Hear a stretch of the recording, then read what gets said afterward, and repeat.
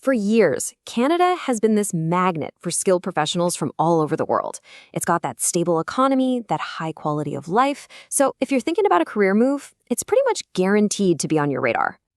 So you're thinking about working in Canada, right? You've heard all the good things, and you're wondering, hey, could this be the right move for me? And that's a great question to be asking. But before you start packing, you really need to understand that the whole landscape, it's shifted for 2026. Look, the game has totally changed. Those days of a pretty open market for foreign workers, they're over. The government has seriously tightened the rules, and getting your foot in the door now is, well, it's a whole lot more strategic and, frankly, more complicated. Okay, so let's break down this new reality. Your entire success, pretty much everything, now hinges on understanding one single crucial document that acts as the gatekeeper between a job offer and your actual work permit.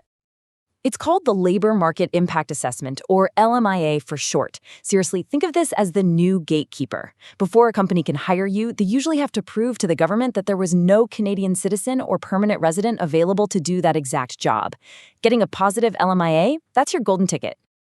But here's the good news. While it's tougher to get in, once you're here, the protections you get are fantastic. The system is built for stability. We're talking a low unemployment rate and a standard 40-hour work week. And the most important part, once you have that permit, you have the exact same labor rights as any Canadian citizen. So how do you actually get in? Broadly speaking, you've got two potential paths you can take, and understanding the huge difference between them is the absolute first step in building your strategy. Okay, so on one side you have the employer-specific permit, what everyone calls a closed permit. This is by far the most common route. It literally ties you to one specific employer, and yep, it almost always needs that LMIA we just talked about. On the other side, you have the rare open work permit. This thing gives you the freedom to work for almost anyone, but they are much, much harder to get. For most of you, the journey's going to start with a closed permit. Knowing what kind of permit you need is one thing, but knowing where your specific skills are actually in demand, that's the real key to getting a job offer in the first place. See, Canada isn't just one big job market. It's really a collection of very different regional economies. Let's start with the powerhouse, Ontario. Home to Toronto, this is the absolute heart of Canada's finance and tech worlds. Ontario has massive opportunities, especially if you're something like a senior IT developer or a financial analyst.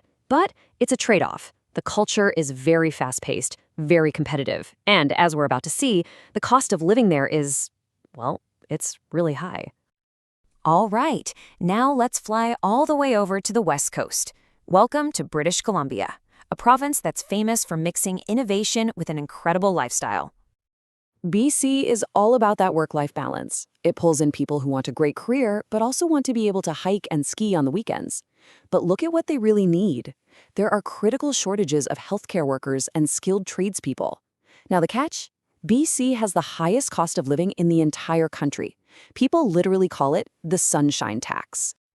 Now, for those of you whose main focus is just maximizing your income, we need to talk about Alberta. This is the province with the highest average wages and a really unique entrepreneurial vibe.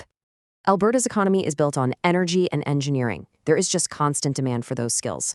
The culture is very results-driven, but here's the absolute key benefit. Your paycheck simply goes so much further here. Finally, let's head all the way to the East Coast. Atlantic Canada is actively trying to recruit new talent, and they've even created special programs to make it easier to come. This is a totally different kind of opportunity. Programs like the Atlantic Immigration Program, the AIP, actually make it easier for employers there to hire foreign workers. The lifestyle is much more relaxed, very community-focused, and it comes with a significantly lower cost of living. We've been talking a lot about cost of living, but let's actually put some hard numbers to it. Because let's be honest, a huge salary doesn't mean a thing if all of it is just going to your landlord. Okay, just look at these numbers for a second. The difference is staggering. A simple one-bedroom apartment in Vancouver is almost $2,900 a month. In Toronto, over $2,600. But then look at Calgary, under $1,700. That's a difference of over $1,000 every single month. And this table just puts it all together. Notice this. Calgary doesn't just have that low rent. It also has the highest average hourly wage on this list. That combination, right there, is why it's marked as having the highest net income. You literally earn more, and you get to keep more of it. Compare that to Vancouver, where a lower average wage, combined with the highest rent, well, that really shows you what that sunshine tax costs. Okay, you've picked a region, maybe you even have a potential offer on the table. So what's next? Let's break down the actual step-by-step process of getting your permit. The best way is to think of it in 3 stages. First is pre-arrival. This is where you lock in the job offer and your employer gets that all-important positive LMIA. Second is your first week in Canada. You'll activate your official permit right at the airport and then get your social insurance number, your SIN, so you can actually get paid. And third, the long term. And this is crucial. If you're on a closed permit, you have to remember that your legal status to be in the country is tied to that one employer. Now, let's be realistic. There are 2 major hurdles that you're almost certainly going to face. The first is that LMIA barrier itself. A lot of companies just don't want to spend the $1,000 and then wait for months for the government paperwork. The second is the classic Canadian experience trap. Employers who are hesitant to hire you because you don't have any local work history. It's a real catch-22. So how do you beat that trap? Here is the single best piece of strategic advice anyone can give you. Your first job in Canada might not be your dream job, and that's okay. The goal is to get your foot in the door. You have to treat that first position as a stepping stone. Why? Because it gives you the one thing you can't get from back home, that priceless Canadian experience that will unlock all the better opportunities later on.